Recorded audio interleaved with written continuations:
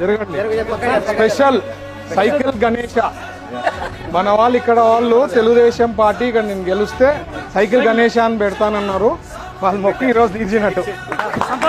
Thank you.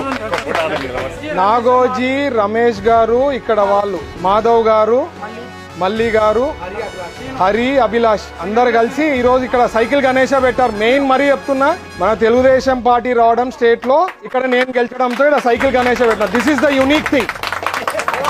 Thank you.